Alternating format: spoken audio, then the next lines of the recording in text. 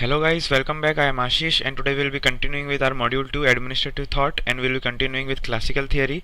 We have already seen scientific management and scientific management movement. We have already dealt with Henry Fayol in classical theory. Today we'll be dealing with Gulick and Urwick. These are two thinkers of classical theory. So before that, a small update. You can now download these PPTs from the links given in the description of this video. Also watch the previous videos because I will definitely be using some terms and definitions which I have already dealt with in the previous sessions. So moving on with our classical theory now. Gulick and Urwick are the two thinkers of classical theory. We'll learn about them today. Luther Gulick and Lyndall Urwick are the names. The classical theory reached its zenith in 1937 when Gulick and Urwick released their papers on science of administration. So Gulick and Urwick released in 1937. We have seen this in our first slide of session of Henry Fayol that classical theory reached its zenith in 1937 when papers on science of administration was published by Gulick and Urwick. These two classical thinkers further elaborated on the ideas of Henry Fayol. So Henry Fayol gave us 14 principles. We have already learnt about it. What Gulick and Urwick did was they elaborated further on those 14 principles and they came up with more exhaustive list of principles of administration. Gulick and Urwick had rich experience in the working of the civil service, military organizations and industrial undertakings. So they have worked in various fields. They have worked in civil services, they have worked in military organizations and they have worked in industrial undertakings. It is because of this that one finds continued references to discipline and efficiency in their writings. So their writings mainly focus on discipline and efficiency, and it is because of their varied experiences in various fields that we find that.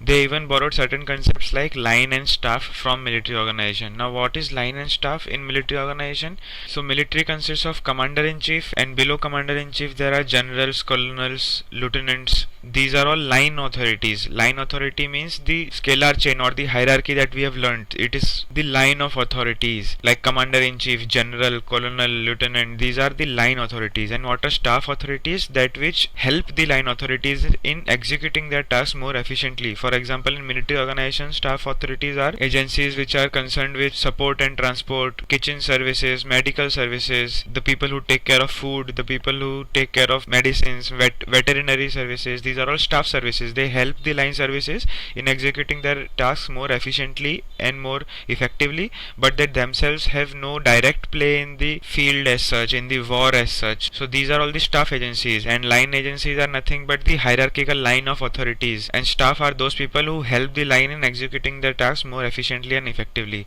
So what Gulick and Urwick did was they borrowed this concept of line and staff from military organizations and they applied it to civil organizations. They were greatly influenced by the machine model of man developed by Taylor. So as we have already seen in Taylor's lecture, Taylor basically gave us a mechanistic model. He considered man as an economic man who was mainly motivated only by money. So Gulick and Urwick were greatly influenced by this machine model of man or the mechanistic model of man as developed by F.W. Taylor. So moving on. Importance to the structure of organization. Gulick and Urwick, they both gave more importance to the structure of organization, the formal structure, rather than the functions that are performed inside the structure. We'll see how. Gulick and Urwick stressed on the importance of the structure of organization while almost neglecting the role of men in organization. They did not consider the humanistic side of the organization. This is the common drawback of all the classical thinkers. We have seen this in criticism of Taylor also, of Henry Fayol also, and we will see this in criticisms of Gulick and Urwick also, that they have neglected the human side of the organization. They gave more importance to the physical structure of the organization, the formal structure of the organization, and they did not give more importance to the role of men in organization. In this context, Urwick remarks, it is impossible for humanity to advance its knowledge of organization unless the factor on structure is isolated from other considerations, however artificial such an isolation may appear. So while building an organization, there are various considerations that you consider. What Urwick says is, structure is one of those considerations and you isolate that consideration from other considerations. As you can see, it is impossible to advance its knowledge of organization unless the factor on structure is isolated from other considerations. So you have your set of considerations while you are building an organization. Isolate your factor of structure from all those other considerations because structure is more important and other considerations are not as important as structure is. So all your considerations on one side and structure on one side. Isolate structure from other considerations. Only then your knowledge of organization can be advanced. As you can see, it is impossible to advance your knowledge of organization unless the structure is isolated from other considerations. However artificial such an isolation may appear, if that isolation appears artificial to you, if that isolation appears mechanistic to you, so be it. However artificial it appears, it needs to be separated out, it needs to be isolated. This is what Urwick says with respect to structure of organization. He conceived organization mainly as a designing process and felt that lack of design is illogical, cruel, wasteful and inefficient. So basically organization is nothing but a designing process. This is what Urwick says. So structure is important. Hence he observed, for this reason the mechanistic parallel can be very helpful in discussing organization. As we have seen, many critics have criticized the classical theory as mechanistic model. What Urwick says is the mechanistic parallel that you are drawing for our theory, for this reason the mechanistic parallel can be very helpful in discussing organization, because they say the structure is more important. So if you say that our model is artificial, so be it. Our model is mechanistic, so be it. But the mechanistic parallel is important in discussing organization. Another name for it is the engineering approach. So what we are employing is the engineering approach, and structure of organization is important. This is how they laid more importance to the structure of organization. I hope you understand now. Moving on to the principles. There are some principles that Gulick and Urwick laid down. We'll see what these principles are now. So Gulick gives us 10 principles of organization. There are more principles in upcoming slides. For example, Urwick gave us 8 principles and he further gave us more 29 principles. So there are more principles in upcoming slides. We'll learn about them all. So in this slide we'll learn about 10 principles of Gulick. These 10 principles are division of work, basis of departmental organization, and these 3, and then these. As you can see, these 3 principles of 3, 4 and 5, coordination through hierarchy, deliberate coordination and coordination through committees, these basically focus on coordination. Coordination has been dealt very deeply by Gulick. He feels that every organization should have coordination, should have harmony among workers and also harmony between workers and management. So coordination was one of the most important principles that Gulick emphasized on. He also focused on other principles, and most of these principles we have seen in Fayol's lecture, like division of work. We have seen what division of work means, what specialization means. So if you have not seen Fayol's lecture, please go back and watch Fayol's principles.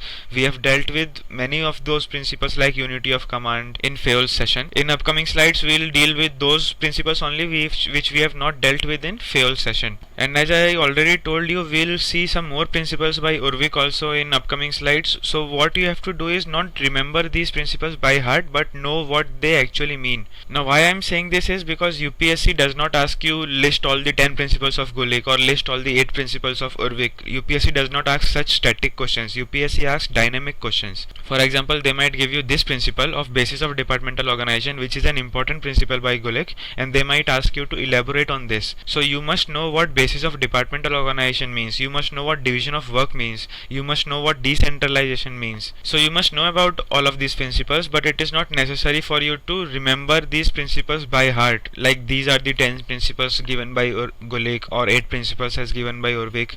Now if you do remember this, it is well and good, it is very good, and it is obviously better for your preparation. But if you are not able to remember these principles, please do not worry about it. Just remember what these principles stand for. For example, if you get a question in exam about line and staff or delegation or span of control, you must know what span of control means, what line and staff means. So we'll deal with all of these in our future slides. Among these 10 principles, according to Gulick, the most important is the division of work. We have seen this in Fayol's session also, that all across the classical theory we will find that division of work is the most important principle as propagated by the classical theorists. So Gulick also laid most importance on division of work or specialization. Thus he wrote, work division is the foundation of organization. Obviously division of work is most important, it is the foundation of organization. Indeed the reason for organization. Division of work and integration are the bootstraps by which mankind lifts itself in the process of civilization. So there should be division of work and there should be integration of those divided works. For example, let's say a shoemaking factory which has divided its work between designing of shoes, stitching of shoes and polishing of shoes. There should be integration of these works too, so that the final product, that is the shoe, comes out. Moving on. Gulick's 7 elements of administration. Now we have already dealt with this. Gulick said that there are 7 elements or functions, and these are nothing but POSDCORB. We have dealt with POSDCORB model in our very first session of meaning, scope and significance. We know that every letter stands for something, like P stands for planning, O for organization, S for staffing, D for directing, CO stands for coordinating, R for reporting and B for budgeting. So these are the 7 elements of administration that Gulick gives us. We saw 10 principles of organization, that is different. Those are the principles of organization that defines the structure of organization, and these are the 7 elements of administration. These are the functions that executive perform: planning, organization, staffing, directing, coordinating. And these are pretty simple words. Planning means what you know is planning. It is nothing but working the broad outline of things, that is planning. Organizing is nothing but establishment of formal structure to achieve your goals. Staffing means recruitment, hiring and firing of personnel. Directing means making decisions and issuing orders. Coordinating means coordinating harmony between everything, so that is nothing but coordinating. Reporting means informing your superiors, giving reports, annual reports, monthly reports, reporting to your superiors, that is nothing but reporting. Budgeting is nothing but fiscal planning. Accounting and all such stuff is nothing but budgeting. So these are all very simple terms, and these are 7 elements or functions which are performed by executives. These are the 7 elements of administration, which is nothing but POSDCORB. And what we saw in previous slide were 10 principles of organization. So moving on, now we come to Urwick's 8 principles of organization. As Gulick gave us 10 principles, Urwick gave us 8 principles, and these 8 principles are nothing but first is principle of objective. These are very simple. Now, as I have already told you, you need not remember these as they are in order, like these are the 8 principles of organization as given by Urwick, because UPSC will never ask you list down all the 8 principles by Urwick. If you remember these principles by heart, it is very good for you. If you are not able to remember them, please do not worry about it, but understand what these principles stand for. For example, principle of objective, it is very simple. What it stands for? It stands that an organization should have an expressed purpose, that an organization should have an objective. Every organization should have an objective is nothing but principle of objective. So you should know what each principle stands for, what is the crux of each principle. You should know that. If you do not remember these in order as 8 principles of Urwick, it's fine, but it is important for you to remember what these stand for. The principle of correspondence, what this means, it at all levels authority and responsibility must be coterminous and co-equal. We have dealt with this in a different form in 14 principles of Fayol. If you remember, there was the second principle of authority and responsibility. What Fayol said was that if you give some responsibility to your subordinates, you should give them proper amount of authority to execute those responsibilities. If you do not remember this, please visit 14 principles of Fayol. We have dealt with authority and responsibility in that session. So principles of correspondence is nothing but same. It says that at all levels authority and responsibility must be coterminous and co-equal. The next is principle of responsibility, which is nothing but the supervisors must take absolute responsibility for the work of their subordinates. Accountability must lie with the supervisors. Scalar principle, we have dealt with this many times in Fayol's session also, in Taylor's session also. What this means is nothing but the hierarchical structure, the top-down model of organization. This is nothing but the scalar principle, a pyramidal structure of organization. Please visit previous sessions to know about it in more detail. Principle of span of control, we'll learn about principle of span of control in detail in future slides, so we'll deal with this over there, so do not worry about this over now. Principle of specialization, this is nothing but principle of division of work. We have seen this in Fayol's session, we have seen this in our 10 principles of Gulick, and as I have already told you, division of work or specialization is the running theme across the classical theory. All the classical theories consider division of work or specialization as the most important principle of organization. The next is principle of coordination. It is nothing but coordination among employees and between employees and management. The other one is principle of definition. It means everything should be clearly and precisely defined. As you can see, a clear prescription, definition in writing of duties, authority and responsibility of each position and its relationship with other positions. So everything should be clearly defined, everything should be in writing, all the duties, responsibilities and authorities, everything should be defined. This is nothing but principle of definition. These are the 8 principles of organization that Urwick gives us. So moving on, what Urwick later did was he revised his 8 principles and he came up with 29 principles. And do not worry, you do not have to remember these principles by heart. You just have to know that Urwick revised his own principles and he later came up with 29 principles of organization.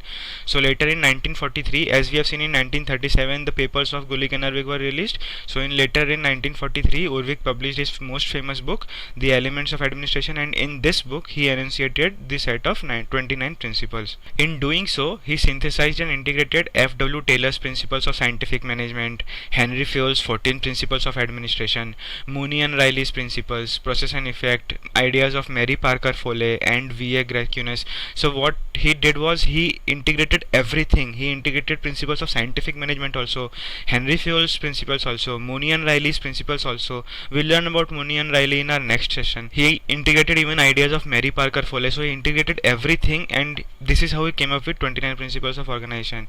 These are mentioned in alphabetical order for you. Again, you do not have to remember these by heart. Do not go on after learning these 29 principles. You just have to know what these principles stand for.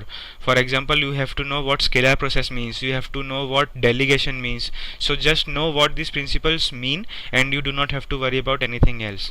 So we are basically done with the formal list of principles. To revise, what we have learnt is 10 principles of organization given by Gulick, 7 elements of administration, that is nothing but POSDCORB, that is again given by Gulick, 8 principles of organization given by Urwick, and then again 29 principles of organization given by Urwick. So these were the 4 slides of principles that we saw in our previous slides.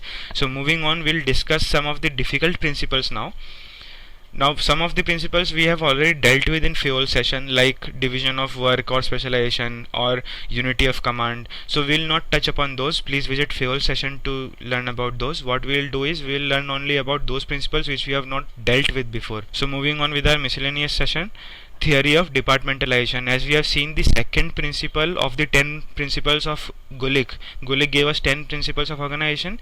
Of that, second principle was basis of departments. It is also known as theory of departmentalization. Every organization can be departmentalized, can be divided into departments, and there are some bases to divide into these departments. So this is nothing but theory of departmentalization as given by Gulick. It is one of the important principles of administrative management. Now, what is administrative management? It is another name for classical theory. If you remember, we have dealt with this in our very first slide of Henry Fayol. Administrative management is nothing but the another name for classical theory. Remember this. It gives us basis on which the work may be divided in an organization and departments be created. So if you have to divide the work and create departments, there are some bases that you must consider, and it gives us these bases. Gulick identifies 4 bases, popularly described as 4 P's of Gulick. So basically this is the third thing of Gulick that we are dealing with. First was 10 principles, second was 7 elements, that is POSDCORB, and among these 10 principles, the second principle stands for 4 P's, that is nothing but 4 bases. So what is these 4 P's? Purpose, process, persons, and place. We'll learn about in detail now. The first P is purpose or function. What this means is divide your work and create a department which is based on some purpose. For example, welfare department. Welfare department has a purpose to take care of people. That is the purpose of the welfare department, to look after the welfare of the people. So it is nothing but the department based on purpose. So this is one of the bases. I hope you understand now. Purpose or function is one of the bases of departmentalization. Identify the major functions and goals of organization and create departments for each of these functions. So let's say, for example, there are 4 goals of an organization. So for every goal or function you create department. So there will be now 4 departments. So this is nothing but departmentalization based on purpose. So for example, welfare department, education department is another example. The purpose is education. Defense department is another example. The purpose is defending a nation or territory. So these are examples that are based on purpose. Advantages of such departments are that they are self-contained organization and low coordination costs are involved in running these departments. Such departments are more certain of attaining their goals because now you have divided your goals. For example, let's say there are 4 goals of an organization. Now you have created a department for each of the goals. So now attaining of those goals will be more easy. This is the advantage of such departments. These are the self-contained organizations. Such departments are nothing but self-contained organizations, and achievement of these goals are now more easy and more efficient. but there are also certain disadvantages, that is lack of possibility of further work division. You cannot divide the work further very efficiently. You can if you still want to, but possibility of such further work division is less. Failure to use updated technology, and there may not be enough work for specialists. So these departments are not basically meant for specialists. These are some of the disadvantages of such departments. So this is first base, that is the purpose or function. Moving on with our second base, that is nothing but process or skills. Some departments are created based on process or skill involved in its functioning. So whatever process or skill is involved, for example, Department of Engineering, it is a skill, it is a process based department. Department of Medicine, Department of Accounting, these are all process based departments. There are some particular skill set required for the functioning of these departments. As you can see, these are based on the process or a skill involved in its functioning. All work based on similar processes or skills are grouped together since it involves use of same knowledge, skills or processes. So all of those processes that require engineering or medical knowledge or accounting knowledge are grouped in respective departments. So these are nothing but process based departments. What are the advantages of process based departments?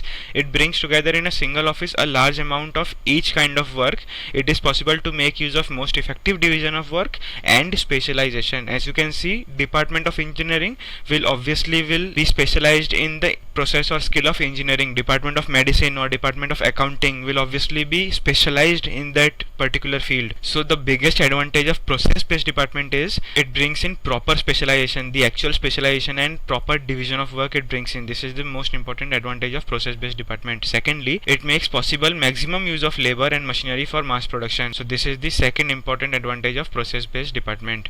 Major disadvantage, however, is it results in purposeless division and growth of departments. So instead of creating departments which are based on process, which would be purposeless division, we should basically more focus on other bases of departments. This is what Gulick and Urwick suggests, that process based departments are more effective division of work and they are more efficient specialized departments, but still they are purposeless division and they are purposeless growth of department. Moving on with our third base, this is nothing but persons or clientele. For example, old age welfare department, which has a particular kind of person that they serve, the old people. For example, Department of Refugees or Immigrants, Department of Farmers. So these are all persons based departments. They have a specific or particular kind of group of people that they serve, and this is how the departments are created. What is the advantage of such departments? The people who work in this department acquire specialized skills. Obviously, since you are dealing only with welfare of old people, so you are becoming now specialized in that. So people who work in this department acquire specialized skills over a period of time to serve that particular clientele. Disadvantage is coordination between such organizations become difficult on account of overlapping and duplication. As you can see, we have seen in our first base of purpose or function, that was the welfare department, which was the department based on purpose. Now a small part of that is old age welfare department. So there is, as you can see, some overlapping and duplication of work in each department, right? Department of welfare and Department of old age welfare. So coordination between such organizations become difficult on account of overlapping and duplication. This is nothing but a disadvantage of the persons base, the base of the persons or clientele based department. Moving on with our fourth base, that is nothing but place or territory. Fourth P that is given by Gulick is nothing but place. For example, district administration or tribal area department, this is nothing but place based departments, territory based departments. Here all functions performed in a given area are clubbed together and a department is created. So in a given area, whatever functions are there, they are clubbed together, and this is how a department is created. What is the advantage? Useful for intensive development of an area. For example, Department of Northeastern regions, that would look after only development of northeastern regions. So this is nothing but place based department. The members of such departments also become area specialists. They become specialists in that particular area. Disadvantages: such departments may suffer from lack of functional specialization and growth. What is functional specialization? This is the purpose based. Functional is nothing but the purpose based. So there is no particular well defined purpose. The only basis of the department is the area. They still have their purpose or functions, but they lack from functional specialization. This is the disadvantage of the departments based on the purpose or territory as the base of their division. Now we'll look at some of the criticisms of departmentalization. What some critics have criticized about the theory of departmentalization. Some critics have said that these bases of departments are incompatible with each other. They do not go along with each other very well. As you can very well see in the above point itself, the department based on place does not acquire functional specialization. So they are incompatible with each other. Some critics have said that they are very vague in nature. They are not defined very properly. They are vague in nature. They overlap with each other is the criticism. For example, Department of Medicine, it can be classified as process-based department because it involves skills. As if you remember, the second P was the process or skills. So Department of Medicine, Engineering, Accounting, these are all process-based departments. So Department of Medicine can be classified as process-based departments and also as purpose-based department because there is a purpose behind its creation. There was a purpose behind the creation of Department of Medicine. So as you can see, there is a overlap between different bases. Next criticism is organizations grow according to the dictates of the situation. Thus, all four bases might even get adopted in a single organization. For example, Defense Department, as we know, is a purpose-based department. It is a function-based department. What is the purpose behind creation? That you have to defend the territory, you have to defend the nation. It is a purpose-based department, but it may have geographical subdivisions as basis of its working. For example, a subdivision in Northeast, a subdivision in Jammu and Kashmir. So these are the geographical subdivisions of Defense Department. So now it has been divided with respect to place or territory. They may have clientele subunits which looks after the welfare of war widows. So now they have been divided on the basis of people. The subunit of Defense Department which looks after war widows is nothing but departmentalization on the basis of people or clientele. Again, there may be accounts division which is nothing but skill specialization or process-based division. So as you can see, all the four bases have been adopted in a single organization of Defense Department. Department of Defense was created by keeping in mind a base of purpose or function, but it has subdivisions of place, it has subdivisions of process, it has subdivisions of people. So all of the four bases are adopted in a single organization. This is the criticisms of theory of departmentalization. So moving on with our next miscellaneous term, that is single top executive or unity of direction. Now in Fayol's principles we have learned about unity of direction or unity of command. What Gulick and Urwick say is there should be single top executive. What this means is there should not be any board or commission. There are boards and commissions in organizations, right? What Gulick and Urwick say is there should be single top executive, only one person, one man or one woman. There should be single top executive. As you can see, belief that one director or executive should head organizations. Urwick warned against the use of committees for purpose of administration. He says that board and commissions are turned out to be failures. They are inevitably slow. The board and commissions are failures. They are inevitably slow. They are cumbersome. They are wasteful and they are ineffective. They do not cooperate with other agencies. Well-managed administrative unit in government are always headed by single administrator. This is what Urwick says. So there should be one person, one man or one woman. There should not be any board, there should not be any commission. This is nothing but the idea of single top executive or unity of direction as given by Gulick and Urwick. Moving on with our next miscellaneous topic, that is nothing but principle of staff. Now I have already told you what line and staff means in military organizations. Line organizations are nothing but which follow the scalar chain of hierarchy, the proper line of authorities. In military organization, if you say there are the commander-in-chiefs, the generals, the colonels, the lieutenants. So those are the line authorities. The staff authorities are the people who take care of kitchen, of veterinary activities, of transport. So those are the staff authorities. So we'll learn about those staff authorities in detail now. We'll not learn about line. What Gulick and Urwick most focused on was the principle of staff.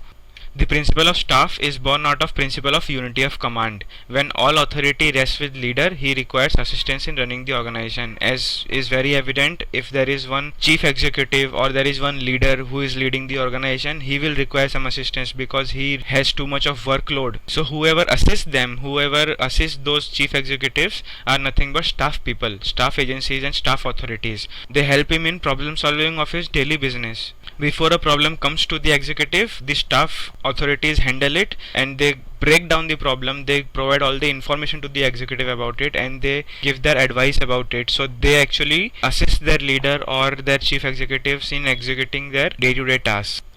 This staff assistance of the executive is of two categories, special staff and general staff. There are two types of staff, special and general. The chief executive requires the help of specialist as well as the general staff. So what is the specialist or the special staff? These are the experts who have to devote their time exclusively to the knowing, thinking and planning functions. They must not be given any administrative authority or responsibility, but they should get results by the authority of ideas. Their job is to render technical advice and provide timely and adequate information. So as you can see, the basic work of special staff is nothing but giving advice, rendering technical advice, giving information, timely and adequate information. This is the basic work of special staff. As we'll see in our next point, the work of general staff is exactly opposite to that of special staff, where special staff gives advice, general staff does not give any advice. So the job of special staff is just to render technical advice and provide proper and timely information. And as they are staff authorities, obviously they must not be given any administrative authority or responsibility, because authority and responsibility are the prerogatives of the line authorities or the line agencies. So special staff must not be given any administrative authority or responsibility, and these people devote their time exclusively to the knowing, thinking and planning functions. So they basically give advice to the executives or their leaders. These are the special staff. Next type of staff is the general staff. So public officials, these public officials are nothing but the line agencies, the line officials. So public officials in their everyday work do not have time to read, think and meet their subordinates. Hence, general staff assist them in the central task of command, control and coordination. So they assist them in command, control and coordination. They themselves do not command, control and coordinate. They assist their public officials, their line authorities in these tasks. Why? Because public officials do not have much time to read, think and meet the subordinates. So these works are basically done by general staff. So simply general staff's basic work is just helping out, just assisting and nothing else. Special staff are specialist people who render advice, who give adequate and timely information. General staff just helps, just assists. As you can see, they should help to and coordinate the work of specialists also. The special staff are there. These are also helped by general staff. So general staff actually helps both the line authorities and the special staff. So they should help coordinate the work of specialists without themselves taking any specialized functions. So these are two types of staffs as dealt by Gulick and Urwick. That is nothing but special staff and general staff. We'll continue with the principle of staff. In assisting, these staff agencies, both general and special, in assisting, they act not on their own but as representative of their superior and within the confines of decision made by him. So they act as representative of their superiors. Thereby they relieve their top executives from the burden of day-to-day administration. They free him to concentrate upon the most important matters. Basically, they help him in executing their task more efficiently. This is the basic function of staff agencies. They lessen the burden of their line agencies. Urwick also recognized that in civilized life, assistants who act on behalf of top executive will often be regarded as encroaching upon the authority of senior official.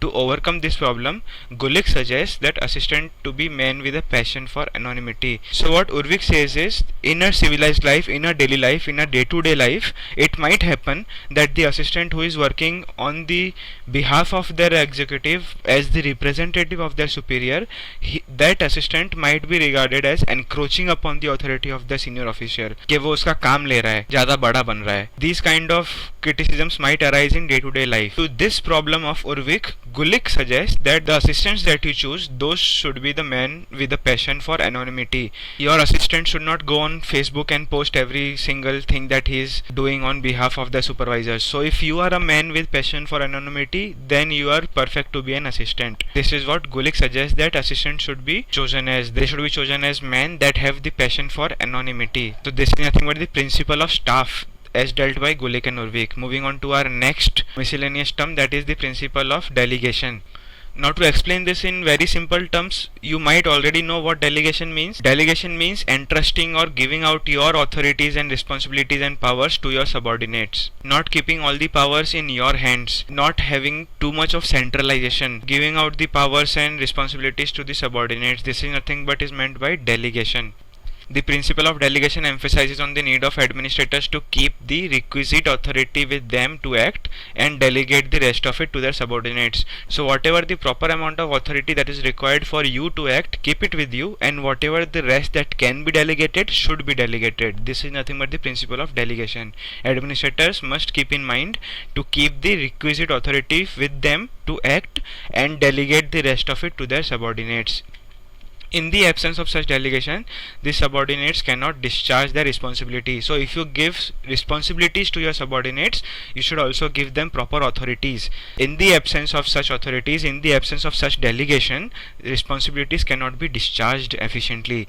This is nothing but very much similar to authority and responsibility principle of Henry Fayol. If you remember, Henry Fayol said that if you are giving someone some responsibility, you should also give them proper authority to execute those responsibilities. So it is nothing but the principle of delegation. In the absence of delegation, subordinates cannot discharge their responsibilities. So there should not be over centralization of powers in hands of one people or one group of people. There should be decentralization. Now what is the difference between delegation and decentralization? Delegation is a technique, delegation is a process, delegation is a method, and decentralization is what is achieved after proper delegation. I hope you understand this. Delegation is a technique of delegating powers, of giving out, entrusting powers to your subordinates, handing out your authorities to subordinates. That is nothing but the process or technique of delegation. And what happens when there is proper delegation from the topmost authority to the lowermost authority? If there is proper delegation, then you have achieved decentralization. So decentralization is an outcome. This is the difference between delegation and decentralization. So coming back to our topic of principle of delegation, Urwick maintains that lack of courage to delegate properly and knowledge of how to do it is one of the most general causes of failure in organization. So what Urwick says is, how organizations fail? They fail because there is lack of courage to delegate. Why there is lack of courage to delegate? Because sometimes managers or top executives think that this particular kind of work can be done very efficiently and effectively by only me and not by my subordinates. They do not trust their subordinates, and that is why they lack the courage to delegate properly. Sometimes they lack the courage to face the subordinates and tell them to execute some kind of work. So they lack the courage to delegate properly. Sometimes they lack the knowledge of how to do delegation. So this is how organizations fail. It is also emphasized the need to delegate responsibility of executives in whom authority is vested should be absolute, and that they should be personally accountable for the actions of their subordinates. So if you are delegating your authorities and responsibilities to subordinates, you are absolutely accountable for the actions of your subordinates. So it is your duty to see that the subordinates execute their work properly without any errors, because you are accountable for the actions of your subordinates. He also maintains that authority and responsibility must be coterminous, co-equivalent defined. As we have already seen, again I will repeat, in Fayol's second principle was authority and responsibility, and it is the same thing that is being repeated here. Urwick also maintains that authority and responsibility must be coterminous, co-equivalent defined. Thus, these authors emphasize the principle of correspondence of responsibility and authority. We saw this as one of the 8 principles of Urwick. One of the 8 principles of Urwick was principle of correspondence. So what is the principle of correspondence? There should be correspondence of responsibility and authority. Principle of delegation was one of the 10 principles of Gulick. Principle of correspondence was one of the 8 principles of Urwick. So you must understand what these principles stand for. If you do not remember exactly what 8 principles of Urwick were, if in exam you encounter principle of correspondence, this word, you must understand what principle of correspondence means or what principle of delegation means. So we have basically dealt with our principle of delegation. Moving on, principle of span of control is our next principle. It was the 10th principle of Gulick. If you remember, the last principle of Gulick was principle of span of control. We'll see what this means. This basically, in very simple terms, is nothing but how many subordinates you are able to monitor at a given time. Your span of control over the number of subordinates. How much attention you are able to give to the number of subordinates. This is nothing but span of control. We'll see it in more detail now. Emphasizes that a supervisor cannot control more than a certain number of subordinates. For example, let's say 10 or 20 or 50. If there are a people of, let's say, 100 subordinates, those 100 subordinates cannot be handled by one team leader. A team of 100 people cannot be effectively handled by one team lead. So there is a certain number of subordinates only that a particular supervisor can control. This is nothing but span of control. Your span of control is limited as a human being, is the basic idea. This principle is based on the psychological conception of span of attention. When the number of subordinates increase arithmetically, there is a geometrical increase in all possible combinations of relationships which may demand the attention of supervisor. So basically, your span of attention is limited. If the number of people that you have to attend to increase, it becomes more complex to manage those people. Urwick says no supervisor can supervise directly the work of more than 5 or at the most 6 subordinates whose work interlocks. Urwick, however, was not dogmatic about the number. He said that the span of control is not a rigid rule. So what Urwick says is at the max one person can supervise 5 or let's say 6 people. But I am not dogmatic about this number. This is what Urwick says. This is not a rigid rule. This is what just I am saying for the sake of saying. I am just giving an example, and 5 or 6, these numbers are not a rigid rule, so span of control varies accordingly. While there is no agreement among the writers about the exact limit of span of control, Sir Ian Hamilton put the limit at 3 or 4. Some other authors put the figure at 10 or 12. So there is no particular common agreement among the writers. Various writers have given different figures for the span of control. Some say that one person can handle 5 or 6. Some say that one person can handle 3 or 4. Some authors even say one person can handle 10 or 12. So there is no proper agreement for the proper exact limit of span of control. Gulick, on the other hand, identifies various factors that may influence the optimum span. We saw Urwick said that there are 5 or 6 people that one person can supervise, which is again not a rigid rule. Gulick, on the other hand, identifies various factors that may influence this optimum span of control. These 4 factors are: first is capacity of an individual executive. Capacity means his intellect, his energy and his personality. If he is a more intellectual person, he will be able to monitor more people under him. So a capacity of an individual executive is one of the factors of span of control. Another factor is nature of work performed. For example, if it is a routine work, if it is a repetitive work, measurable work, or a homogeneous work, if it is such kind of routine and homogeneous or same kind of work, more people can be supervised effectively. So it also depends on the nature of work performed. It also depends on the stability of an organization. If an organization is stable, if it is in existence for a long time, if it has proper defined rules, principles and regulations, then less intervention is required from the supervisor. So there can be more span of control, there can be more span of attention. So stability of an organization is also a factor. Geographical proximity to those who are supervised is also another factor. More geographically dispersed group requires less regular contact and difficult to oversee the employees. For example, if you have a project team of 5 people, 2 of those people are in the USA, 2 of those people are in China, and 1 is in India who is monitoring those 2 people in USA and China. So this is a very geographically dispersed group. So there are less regular contact. What at the max you can do is daily conference call you can do. So there is a less regular contact, and hence it is very difficult to oversee the employees. So geographical proximity to those who are supervised is also one of the factors of span of control. This is the principle of span of control as handled by Gulick and Urwick. They said that there is a particular number of subordinates that a supervisor can handle. That is nothing but span of control. So moving on, I will stop this session here, and in the second part I will deal with the human factor and time in public administration and the criticisms of Gulick and Urwick's theory. So hope to see you in the second session. Link for the same would be in the description of this video. Peace out.